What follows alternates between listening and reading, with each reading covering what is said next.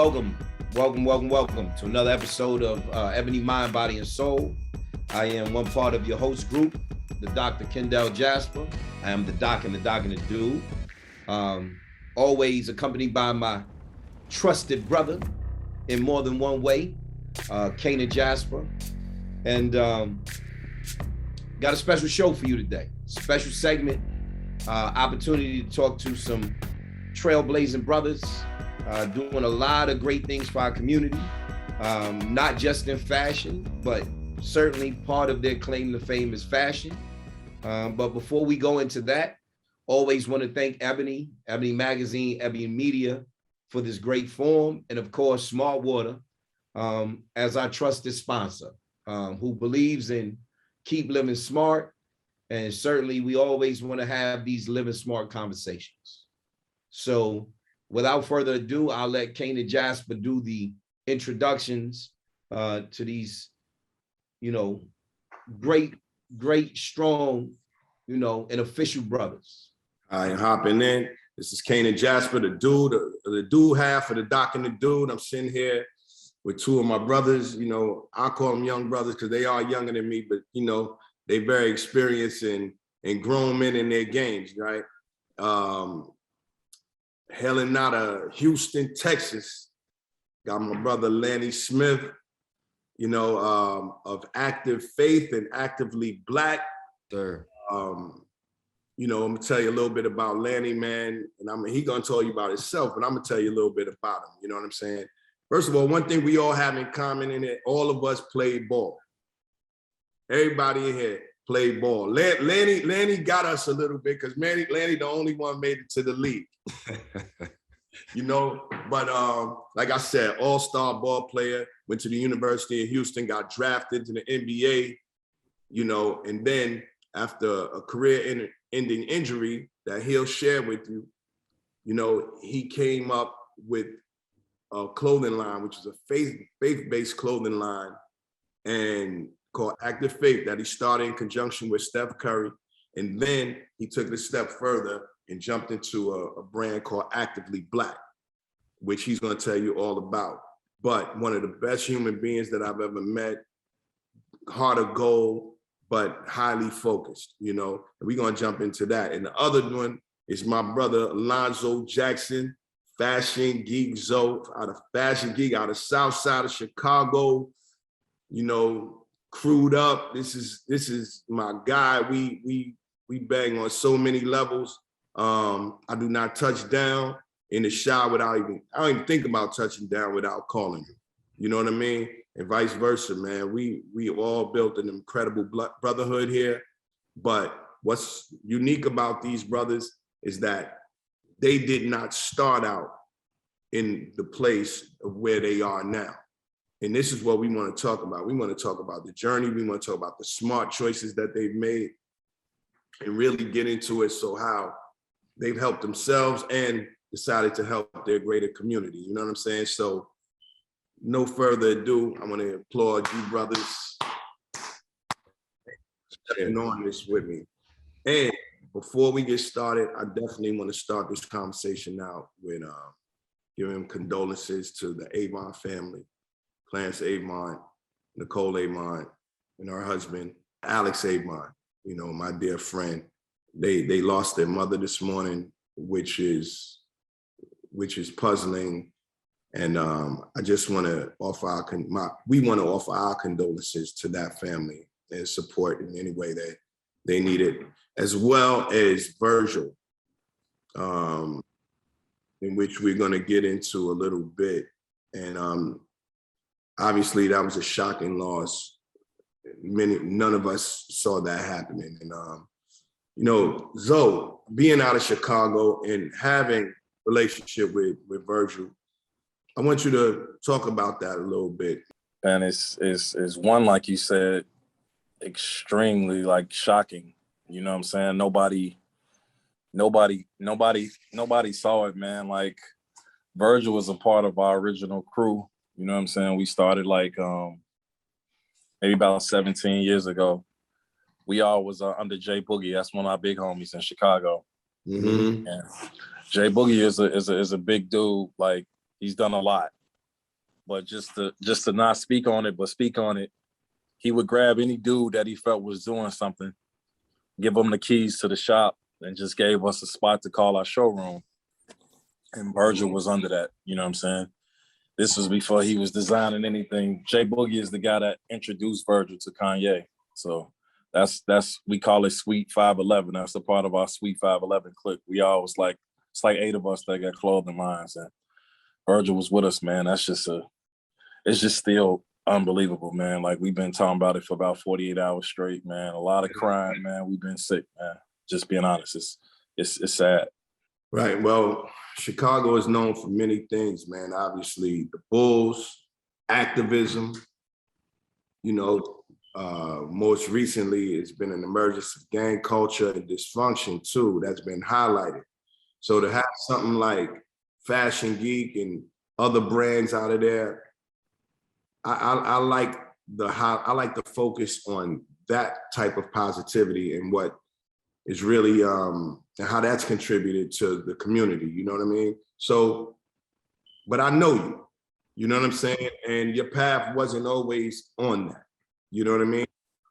So, and without getting into all of that, I want to know where you at now. What was your motivation to step out of the path that you were in order to trailblaze in this new direction? What was the motivation? Well, just being from a home where we just wasn't privileged, you know what I'm saying? I knew I had a genuine love for clothing.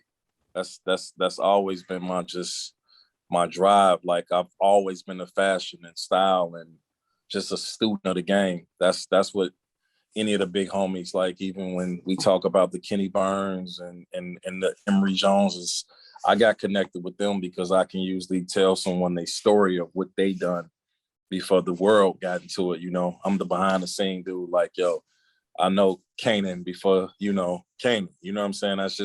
I'm a student of the game. So just focusing on fashion and not being able to go to college for it. We was always taught that we, you know, had to go away to school, to art school and try to do it that route. And I kind of just wanted to show I can do it different, man. I was just homegrown, started out the trunk of my car, started hitting barbershops, and maybe like a year into it, I was in pretty much every store in Chicago. You know what I mean? And we've it's just sky's the limit now, just with everything, man. Like, I'm just the dude that's against the grain and is always left. You tell me I gotta have a fashion calendar to do this, I'm gonna show you a way to just grind and build and be in the right room with the right people and go the other way. I got a question. I got a statement first. So, you know, Lanny, obviously, you know, for me, and I know probably for you, every guy that plays Division I college basketball, that comes in the doors, that gets recruited, and gets told that they're going to be the piece to greatness for that program in that university, we all think we go into the league, right? Facts. There's no guy that wants it. There's no guy that gets there that doesn't say, if I do work, I'm out of here, right? I'm going to the big show. I'm going to the league. Mm-hmm. You know, you get there, you know, you have this injury. There's got to be a change to your mindset, right? There's got to be some sacrifice. There's got to be some anguish. There's got to be some turmoil. Can you talk to us a little bit about that process, and then walk us to how you arrive here today? Even before the college days, the Division I basketball, I knew I was going to be an NBA player from the age of 5 years old. Like, my mother has shown me projects that we had, you know, early on in elementary school, where they would ask what you want to be when you grow up, and I wrote on there that I was going to be playing in the NBA. It's something that there was no other. There's no other life that I envisioned for myself other than playing in the NBA. And so to have that taste of that dream and have it taken away the way it was, I mean, I tore my knee up 33 days after I signed my first NBA contract. You know what I mean? And I was thrust into this depression.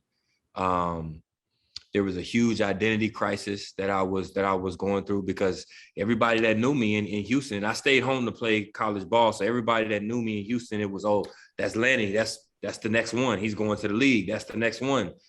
So then to be a grown man living at home with my mother, and I'm broke and I'm not in the NBA, it's like, well, without that ball, who am I? You know what I mean? Who am I without this ball? And so, man, it was a tough transition.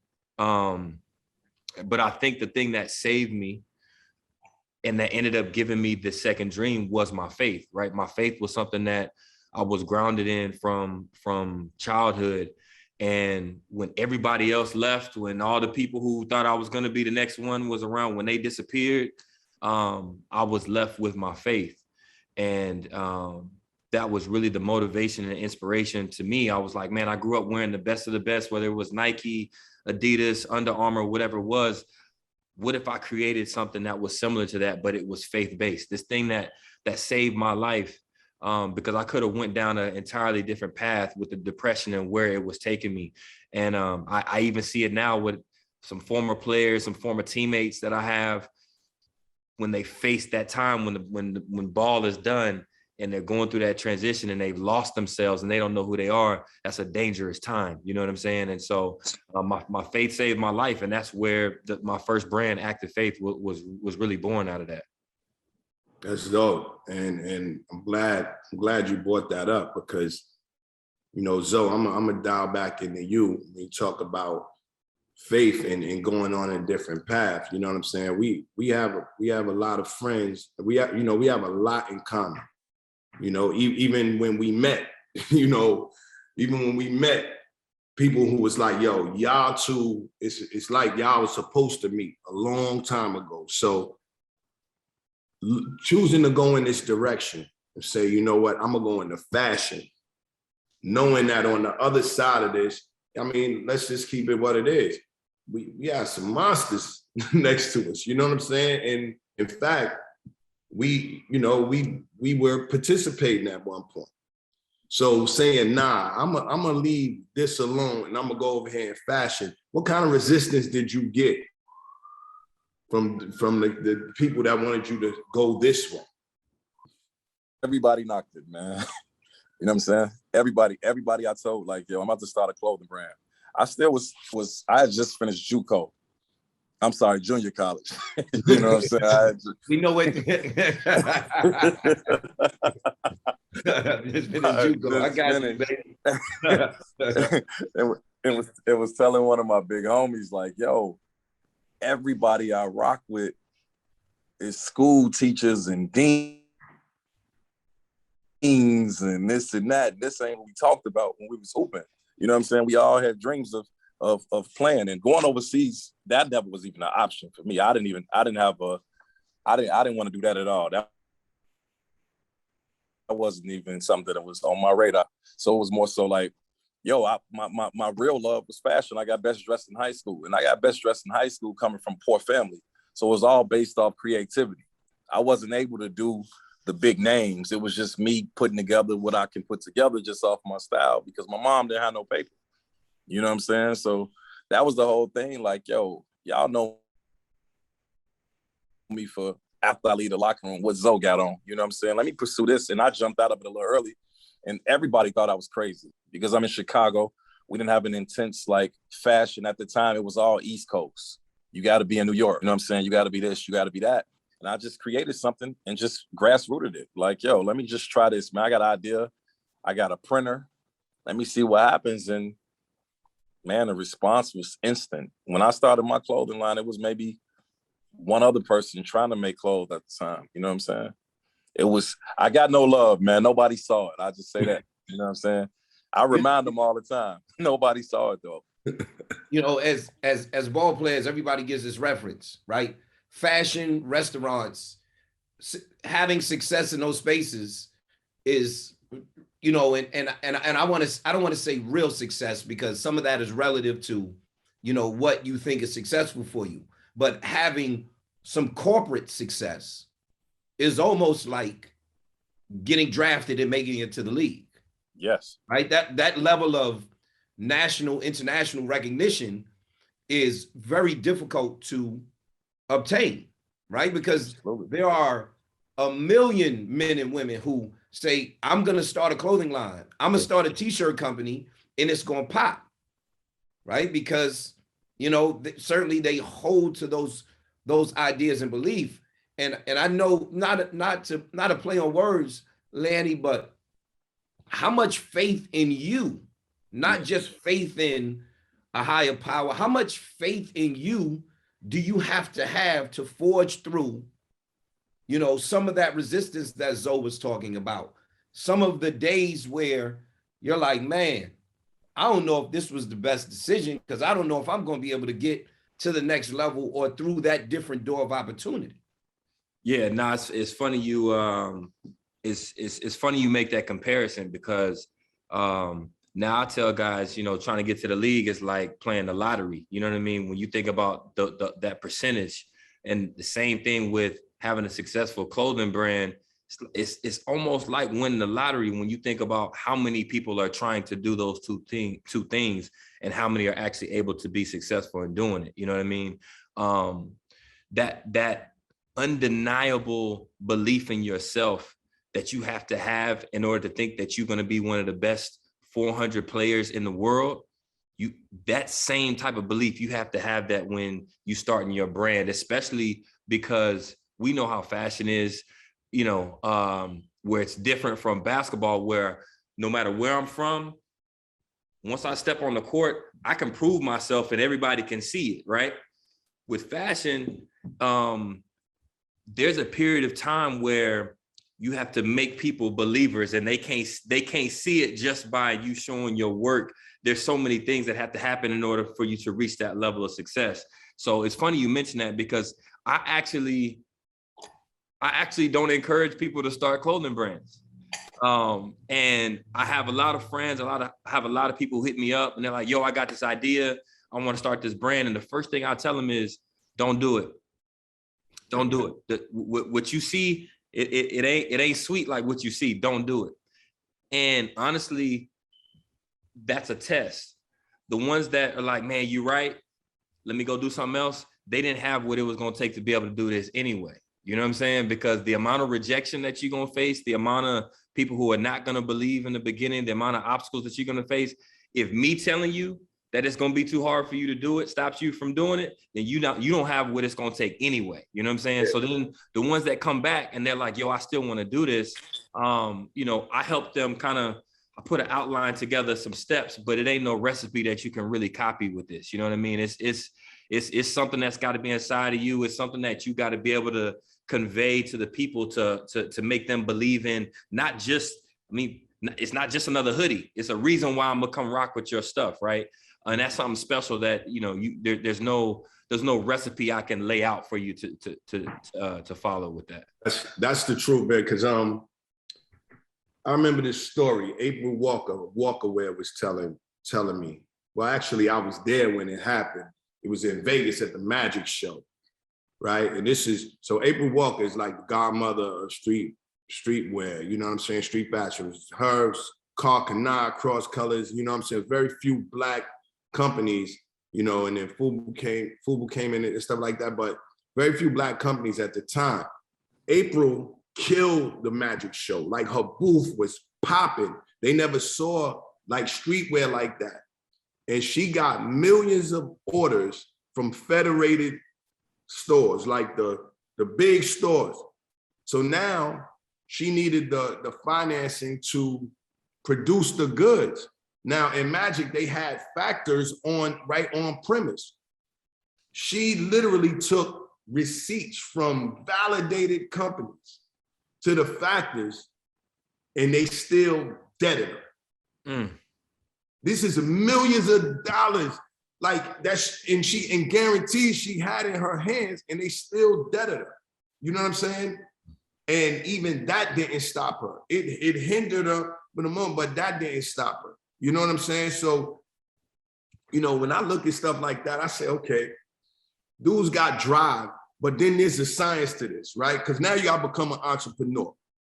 So Zoe, who taught you about entrepreneurship? Because, you know, we all grew up in challenged environments. Now we gotta become businessmen.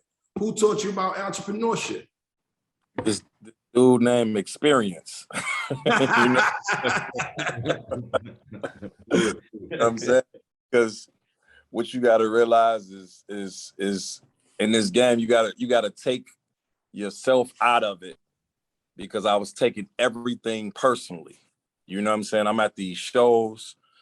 I've had that same exact April Walker story you just said, where all these people want my stuff and they looking at you like, yo, for us to want your stuff, you got to have your business together, because they used to dealing with the bigger brands that got their business together. Mm-hmm. I'm strictly independent and did everything off trial and error. So I got burnt a lot. You know what I'm saying? I had to swallow my pride. I was just so, a friend of mine told me a while ago, and this one of my big homies, he said all the time, he said, man, you so in love with what you do that you don't handle the correct business. You know what I'm saying? Because you can call me and say, yo, I got an idea and I want to make these hoodies and I want to do this. I'm so excited with the opportunity because I'm really a fan of fashion. I eat, sleep, diet. Like I love to create. I want to bring your vision to it, that I'm not going to once say, what you going to pay me? And this was the same thing that was happening with these doors, man. They want the orders, and I'm doing the same thing like you said with April Walker. I got all these invoices, and I'm trying to find a way to, I'm going to family members and using my personal credit card and trying to give these people the stuff that when they come back and give me bad deals and say, yo, this is on consignment, or we need a net 30, we need a net 60.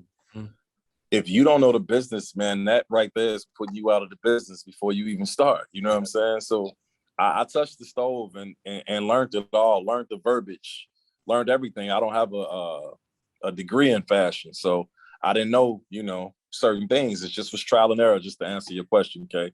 Everything was just experience. No one taught. I had a background. I had a little learning from my guy who had a streetwear store, and shout out to Leaders. I was one of the big Midwest, one of the OG streetwear stores that started it. And I was blessed to be a part of that, but it was just trial and error, man.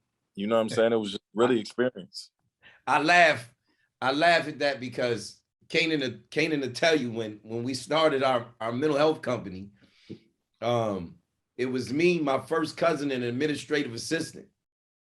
And in less than a year and a half, we had almost 100 employees. Right. And my father, our father, entrepreneur, right? Like he understands business. But you mature and you feel like, okay, I think I've learned enough. I don't really need to lean on him. This is my opportunity to step out on my own and get this done. Yeah. And man, experience ain't no joke, man. We start running that thing.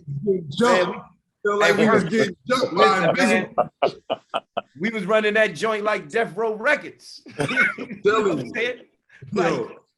in there coming through the back door. Like, who ain't at work? Man, we weren't prepared for it. And it just speaks to the idea that, in particular, we on Ebony and there's 4 Black men on here, right? So the roadmap for us ain't as easy to read, right? And then there are a lot of hidden roads and potholes and passageways, and then you also have to have kind of like ebony moments. Like in the corporate world, you still got to have like you got to have like a Richard Williams kind of like ebony moment, like if y'all know what I'm saying. So, how do you forge through that? You all exist in a space, and I want to, I want to really, really kind of send this point home. Once you get to a certain level, you exist in a space where those that you communicate with start to look less and less like you and more like other people. Yeah. Right? Because we're not talking about a $20 mom and pop shop anymore. How do you kind of get into that space and say, I'm here, and culturally, you're not going to suppress who I am, what I'm trying to accomplish, and also the messages I'm trying to send through my brand. Lanny, this is perfect because this now I want talk about that point because I already know this is teed up for you, right? Yeah, man. I was it's funny you mentioned that because that dynamic of trying to balance you being authentic to who you are, right? And then at the same time trying to take what you're building to these different levels and the rooms that you have to navigate, you know, when you're trying to do that. My first brand, man, I for a long time started to feel internally conflicted. You know, I built this faith-based brand, got customers in 74 different countries, doing millions in revenue. And I felt like I had to hide myself from my own brand because, you know, over 50% of my consumer for that particular brand identifies as the evangelical Christian, which, as we know in this country, could almost be synonymous for racist, right? And so here I am, a young Black man who owns this brand that's doing these types of numbers, but I'm intentionally hiding myself from it. Like, you couldn't go to the website and see Active Faith by Lanny Smith. It was nowhere on the social media, none of that.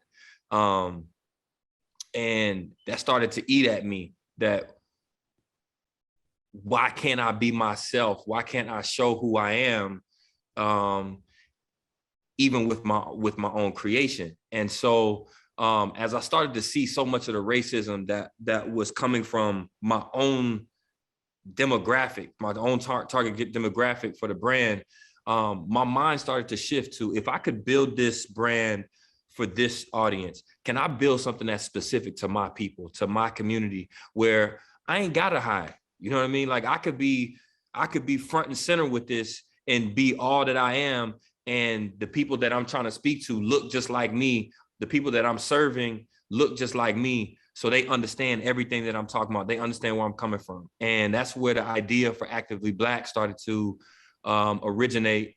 And then I remember walking out of the theater from watching Black Panther for the first time. And that thought of us throughout the diaspora not being polluted with oppression, not being polluted with racism. We got to see, even though it was a fictional place, being able to see Wakanda not being polluted by that, and to see the greatness that we have as a people.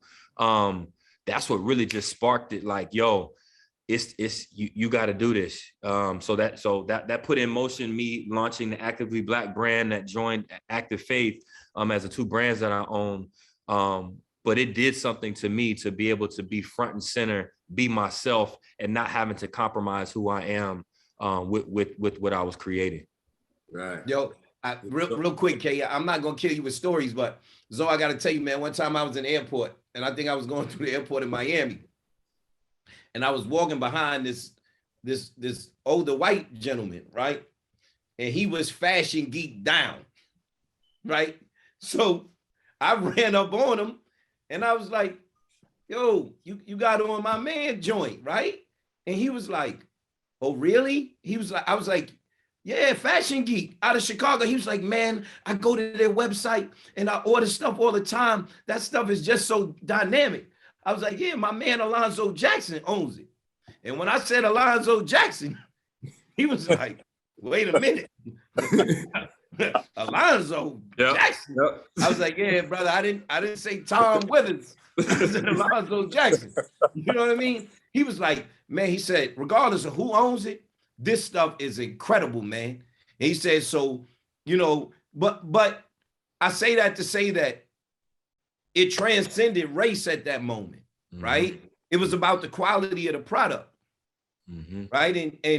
And for some, not all, it's often about the quality of the product, right? So understanding that you always want to have quality and you don't want to settle for something that isn't of great quality, how does that impact your business? How does that impact your bottom line financially, saying, hey, you know, I know that I can do this and get this probably $3 cheaper or 50 cents cheaper, but I don't want to sacrifice that.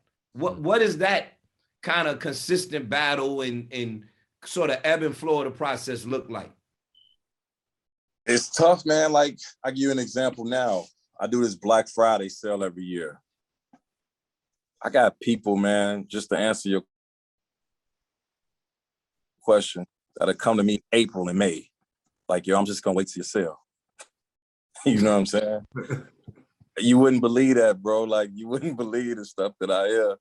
A friend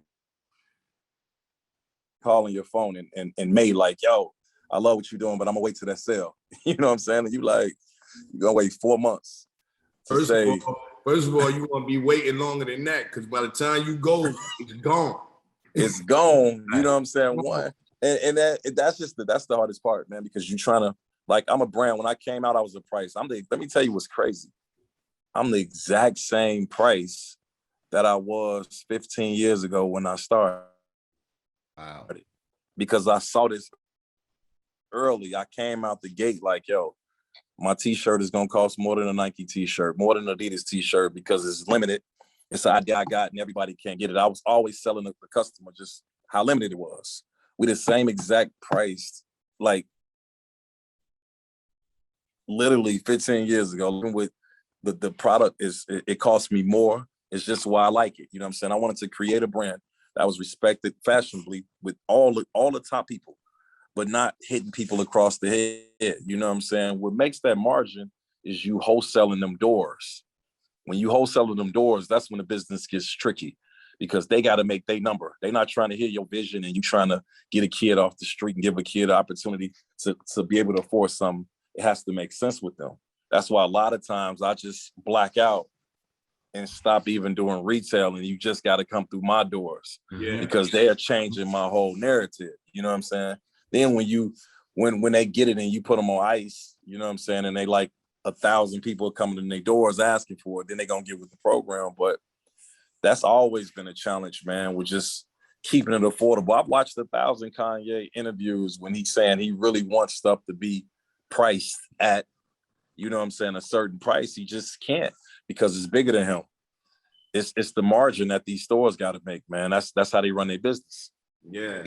Did you all feel his level of frustration? I don't know what talk show he was on, but he was just talking about, was it maybe when he was on Sway, the famous "You Don't Have the Answer" Sway interview, and he was just expressing his frustrations about going to these brands with these ideas and them, as y'all said, the rejection and the doors being closed, and him feeling like, you know, culturally, they didn't want to let him in the door. Yeah. Yeah. I think I super feel it. You know what I'm saying? Yeah. What was you gonna say, Lanny? No, I was gonna say, I think where I differ a little bit was, you know, I heard what Kanye was trying to do, and I saw what he was trying to do.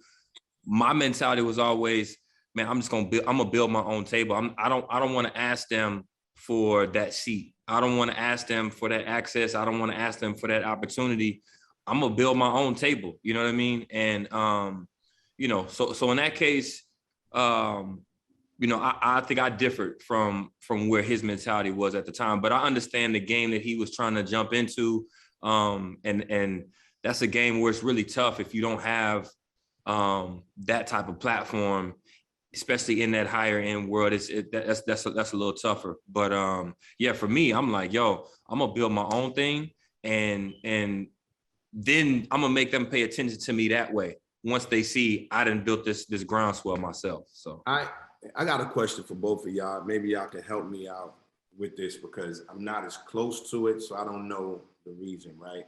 And we spoke about Virgil earlier, and you know, I thought that he did something phenomenal with Off-White, making it into that, pushing it into that almost couture, into the couture price lane. Like it was holding its own.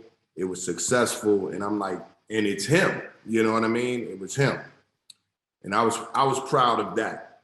As a Black man watching him do it, I was proud of that. When he went to LVMH over there, like I kind of felt a little, I didn't know how I felt about that because I was like, Same. I feel like they're gonna kind of extract some of his momentum because I'm like, you already got your own thing. Why don't you stay in your own thing? Why go in there and make that? Because you hot as fire right now. Why are you gonna take your heat and give it to them?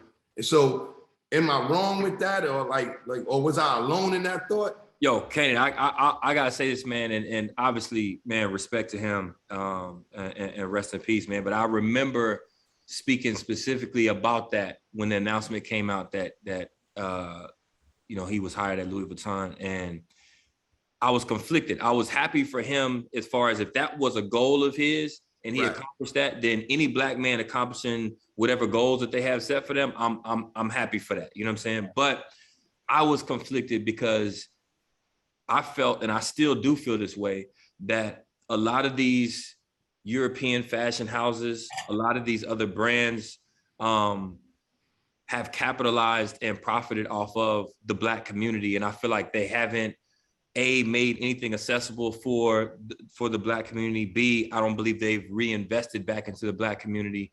And I felt they were just going to use Virgil to continue tapping into the community, to continue, I'm gonna just call it what it is. I feel like they culture vultures, you know what I'm saying? And I felt like them hiring him in that position, obviously it was great for him to be able to break that barrier, but I felt like on their end, they had ulterior motives, and those motives were to continue to rob the culture, you know what I mean? And now we still have our own who feel like they've got that inferiority complex, that feel like in order for me to feel like I've made it to a certain point, or in order for me to feel like I'm wearing something that's worthy of the price tag, it's got to be from one of these European fashion houses. But then they'll turn their nose up, to buy the Fashion Geek hoodie for a certain price, but they'll pay that price. They'll pay 5 times that price for a European fashion house. I feel like that inferiority complex that some of our people have continues to be fed by moves like that. So I was happy for him personally, but for the culture, I felt like it was just another opportunity for those brands to continue, their culture vulture tactics. What about you, Joe? How'd you feel about that? That's probably the toughest question I've been asked this year, just being honest, you know what I'm saying? Because I see it from other ways, you know what I'm saying? One, Off-White was beautiful. I was a fan of Off-White when it was called Pyrex, and he couldn't get Pyrex copywritten, you know what I'm saying? Right. I know the story behind how Pyrex was birthed, and we can talk about that. But when he got the LV job, that was something him and Ye had pursued for so long. That was their dream. You know what I'm saying? That's why Kanye was upset, like he just expressed in an interview not too long ago, like, it hurt him when he didn't get that, So I hear what y'all saying as far as being used, but at the same time, I just look at it like on a different scale of just like the Barack moment. You know what I'm saying? With like saying like we can do everything. Like LVMH is huge, man. You know what I'm saying? Louis Vuitton is a big deal. And to have this dude, they definitely needed him because at the time, it's another dude named Alexandro something who was killing Gucci. Gucci was just on fire, killing everybody. He had revamped it, and Virgil just took it there, man. He just had opportunity. So it's both sides, you know what I'm saying? Where it's like, with the Off-White, that's his own thing. He was owning it, and he did his own thing. Like, that's cool. But even knowing the business, he sold that and only had a percentage of that he owned. You know what I'm saying? But that LV situation, man, was just like, man, this is one of us, streetwear dude, man, from Chicago who running LV, not just working there, like the artistic guy that's like, nah, we gonna change everything we've been doing anyway. Sorry, my bad. Go ahead. Now, I wanted to ask you something about what you said with that, because you said at the time LV needed him, right? And to me, that almost supports the argument that our culture is what makes things cool. You know what I'm saying? And so to say that they needed him is really saying they needed the culture. You know what I mean? And so like I said, that if that was his personal dream, then of course, happy for that man to achieve that dream. Any black man achieving a dream they have is something I'm gonna be happy for.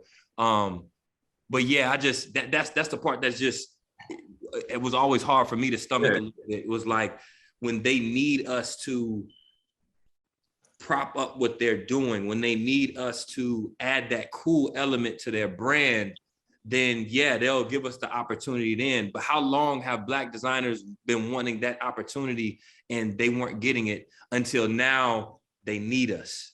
They need our culture. You know what I'm saying? That's the only part that never sat right with me. Yeah. I hate to be the psychologist using psychological. Even to piggyback on that, man.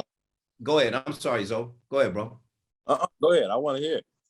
No, I think that spills. I think that psychological warfare that we've experienced as part of racism, oppression, discrimination, and prejudice spills over into every sector, into every category. And I think that we end up in a space where we're taught to dream, we're taught to identify with what's dope as part of the majority culture setting those trends, right? In terms of, we see Louis Vuitton as dope. We want to represent ourselves because we've been so underrepresented for so long. Those things are synonymous with success. We define success based on, yo, listen, I'm wearing a $1,100 pair of Dior sneakers, right? And I think that sometimes we aren't patient enough to turn and look at ourselves and say, if I'm gonna spend $1,100, I'd rather spend it with Lanny or Zoe because of what it potentially is going to do for our community, as opposed to spending it somewhere else where it's not going to revolve in our own community, because those things aren't necessarily synonymous with success, right? And we have to change that narrative. When we own the athlete's foot, I know we Jamaicans, man, we done a million jobs, brother. Yeah. So when we own the athlete's foot stores and everything. Yeah, when we own athlete's foot stores, cats would come in the store and ask us for a discount, right? And my question is, you say you just left the mall and went in the Foot Locker, Foot Action, and Champs. Did you go in there and ask those cats for a discount? Exactly. I don't know. No, you did not, right? So why allow me to offer you that discount, right? Don't come in the door expecting that you're going to get the homeboy hookup because I look like you and vice versa, as opposed to saying, listen, I would prefer that you invest in me, and to keep it a band with you, I'd rather overpay for your product because how meaningful it's going to be for you than, pay that price. It's not going to come back at all. Okay, I remember asking, I had to do this focus group one time, and I asked there's a bunch of women. It happened to be Black women I was doing. I can't say the brand I was doing it for, I don't remember, but I was asking them this question. I said, name your 3 best friends, right? They was all telling them names. None of them said myself. None of them said that myself, is one of my best friends, right? And I was telling them about the psychological issue with that. I said, because you may not see greatness in yourself first. You always aligning your greatness based on something else that you see. So we brought up this, one of the questions I asked them before that, I said, so some of the major designers that they like, most of them was European, right? And I said, so if you saw this same bag, but these initials was on it, would you buy it? And they say, well, what would that be? I said, actually, that's that sister's initials right there. You know what I mean? I said, if you buy it, do you like the bag or do you like the brand? I said, so if this sister had this same brand with her initials on it, who you can see, touch, and relate to, would you still purchase it? Would you pay $5,000 for it? Would you pay $2,000 for it? You know? And that became a big discussion in the room. And as y'all, as fashion creators and culture creators, shout out to Joy, culture creator. But when y'all look at this, do y'all say, all right, I'm gonna put my own creative spin and I'm not gonna compromise it, and this is what it's gonna be? And do you feel like, yo, sometimes I'm just gonna raise the price on this because those of us, if I like something, I'm gonna get it. I'm gonna get it. You know what I'm saying? I'm not gonna be like, oh, I'm not paying for that for Fashion Geek. I'm not paying that for Actively Black. I'm not gonna do that. But do you hold yourself back in that, from that perspective? Because I've seen you for years now be so far ahead in the style, and I'm seeing some of the stuff that you was putting on and putting together, and I'm seeing it release right now. Yeah. Like, I'll keep it all the way tall. Yeah. Some of the stuff I'm seeing, I'm like, yo, my dude been doing this for damn near a decade already. Yeah, you even to piggyback on that, Kainon, to some of our creators, you know what I'm saying, some of the tops who tell me behind closed doors or DMs, like I posted the thing that me and Virgil said.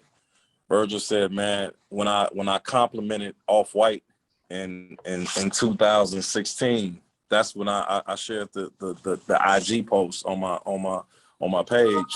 I complimented him in 2016, just telling him I was buying everything.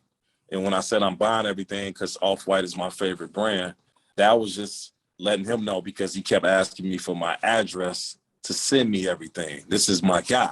Right. You know what I'm saying? I didn't even break down the whole story like I should have on the ground, but that was the bigger flex that now I'm buying everything. And then that's when he responded quick. So Virgil never changed his number. You know what I'm saying? But to get back to what you're saying, man, like, I don't want to say that's just our culture, man. That's just our people, man. But I don't even know what else to say, man. But when we gotta inject that to change the intellectual DNA. But you gotta inject that mentality. Part of it is a constant battle of identifying how I love ourselves, right? And I think that when you see it, right? You start to see it. You start to see people evolve.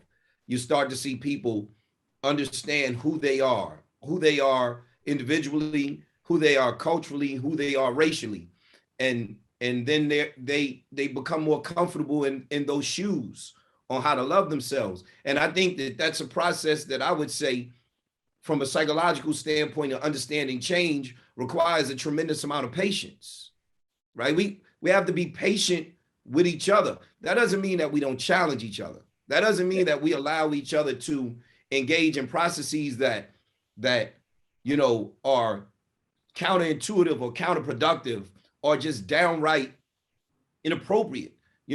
Not to get back to it, but if an 81-year-old woman who is a pillar of our community gets slain and we don't speak out about it, that means that we don't love ourselves.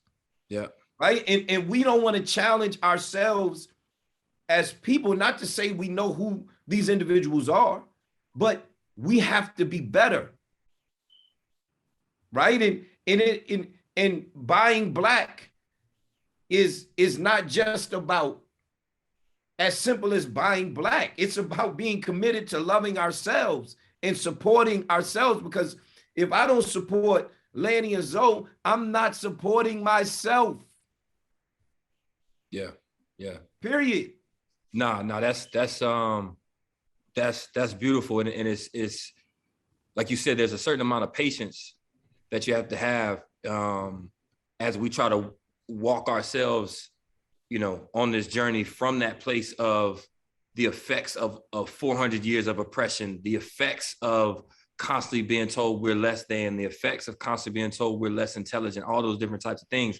Unfortunately, some of the side effects of that is that seeps into some of our people's subconscious, and they actually own that and believe that. Right. You'll see on Actively Black's Instagram page, there's twice. I addressed it for the last time last week, but I had to address some of our own who were hating on Actively Black, right? And the way that I did it, I called it a teachable moment. And so I said, you know, I pointed out the comment, a couple of our own skin folk who were saying, man, I ain't paying this for no Actively Black hoodie when I could just go get that from Nike. You know what I mean?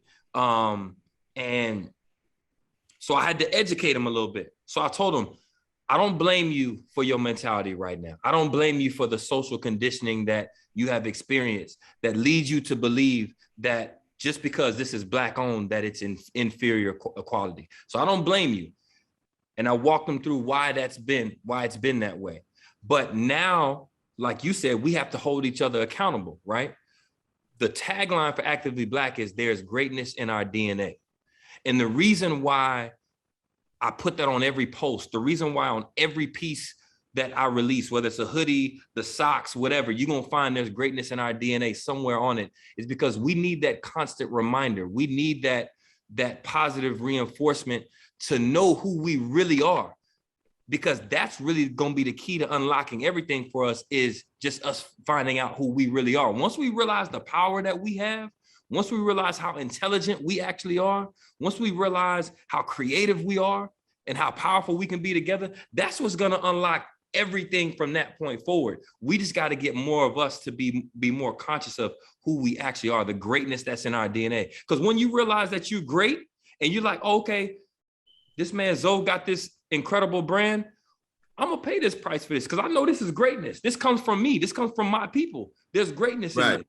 I think that's what's going to change that. And I think it's going to come from our generation and this next generation coming up that don't have some of that same social conditioning that maybe our previous generations had. You know, but it's still we still need to have some guidance there. You know what I'm saying?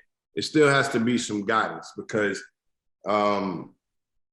they can't grow up without guidelines. I mean, even still, you know, we each require some mentorship.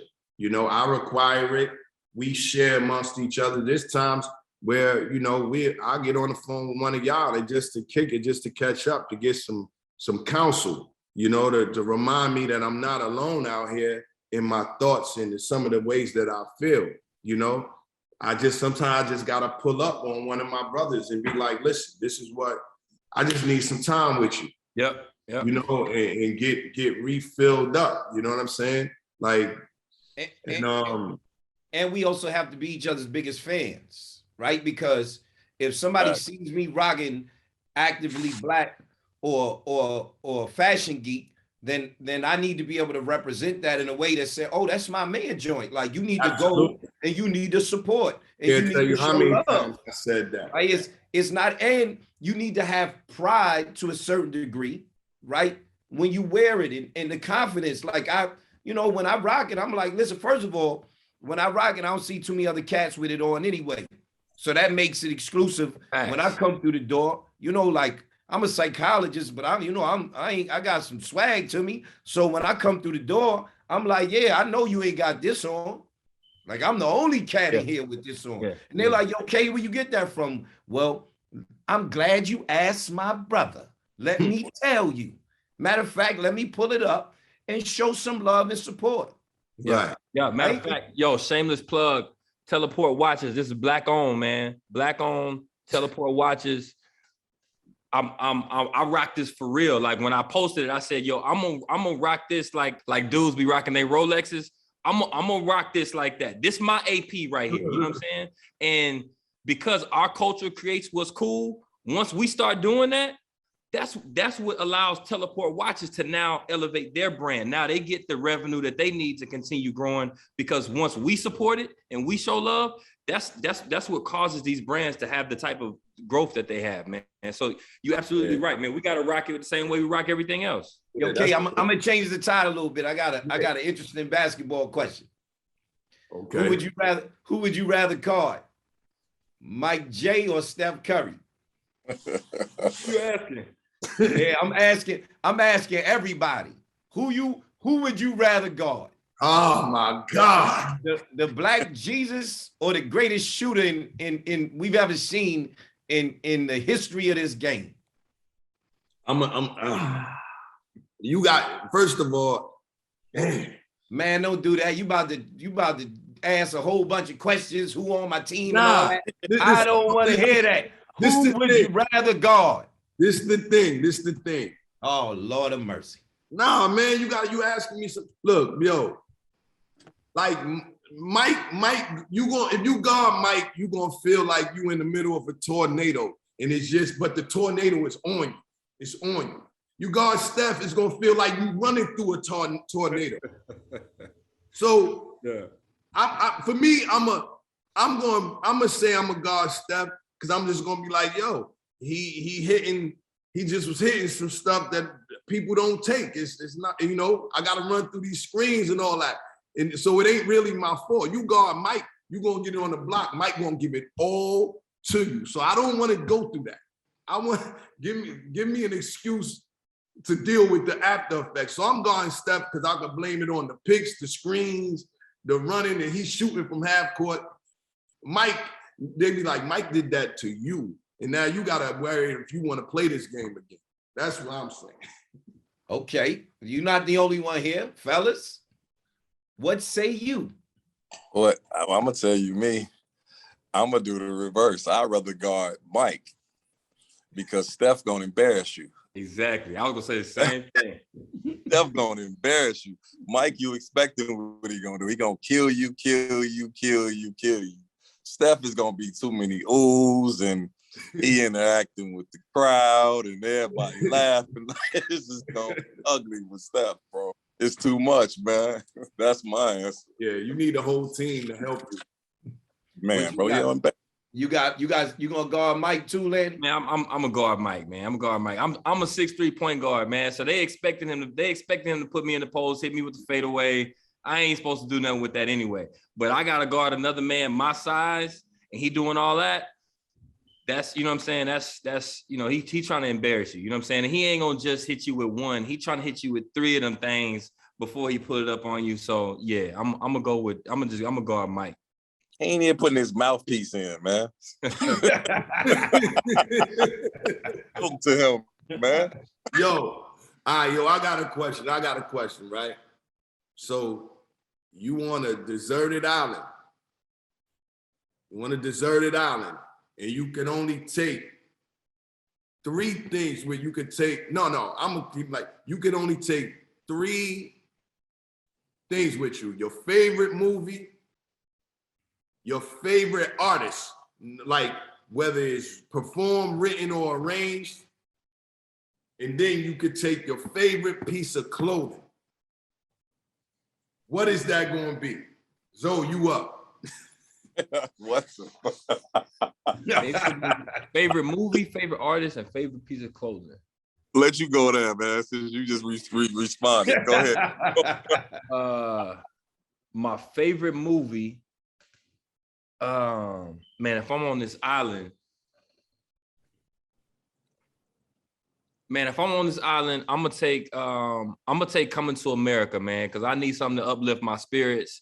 And no matter how many times I watch that movie, I'm gonna laugh. So if I'm on this deserted island, I'm gonna take Coming to America. Artists, I'm gonna go Michael Jackson. And then clothing, man, every time you see me, I'm in a hoodie, man. You already know. I'm gonna be in a hoodie. I'm gonna be in an Actively Black hoodie. That's what you're gonna catch me in. Well, not your brand, no. It's somebody else's. Okay, I can't use my brand. I need to go copy some fashion Geek. Yo, my man Lamont Torrey, man, he actually just dropped some shirts and some hoodies that say "Got Therapy" on them. Man, he's trying to promote Black men normalizing going to therapy. So if I gotta rock one, I'm gonna rock that. So when the helicopter come to rescue me and the news cameras come to rescue me, they see me in my Black Man Got Therapy hoodie, man. So that's my answer for that one. So, Man, bro, I'm still over here stuck.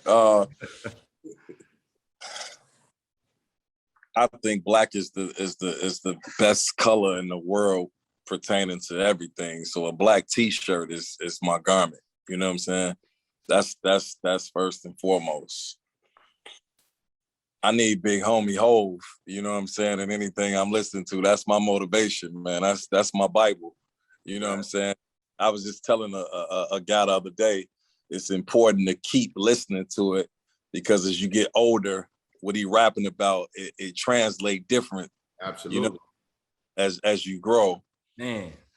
You know what I'm saying? And just a flick, man. I mean, just anything. I'm a classic dude. Just to piggyback, like you said, coming to America, Harlem Nights or something like that, man. Just black excellence. You know what I'm saying? Just to see that many people that look like us, man, that just create a classic, man.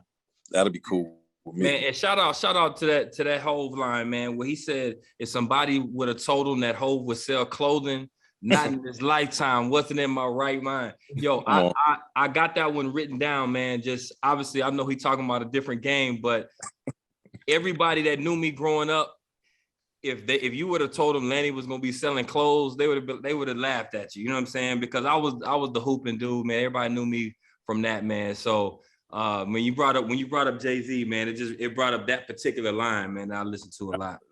That's a line for us. Look, I'm in the Puma office right now, man. I can't believe it. Yeah, and congrats on your collab with Puma, man. But y'all been doing, y'all for now, season after season after season, y'all are making some incredible collabs together, man. I'm glad they was able to dial in and recognize your genius, and and obviously, those are our guys. We rock, Yes, and that has to be big too, because that sends a whole nother message to young men that when somebody tangible is working directly with icons, but the icon is very much trusting them to be themselves. You know what I mean? So that's a big thing right there, man. Yes, sir. Fellas, my sweatshirt says I hate on it. And I think that it's amazing that I don't know how long ago you designed this sweatshirt, Zoe. Mm-hmm. Right? And I know that I was just able to come through and snatch and grab. Shout out to you for allowing me to be able to do so. But I think that it's obvious that what you all want to produce, what you produce, is born out of love for yourselves, love for your community, love for the brands, love for the things that you do.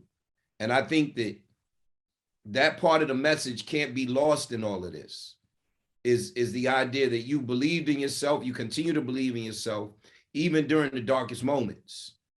And it's the love for what you do and the faith behind that love for what you do that carries you through.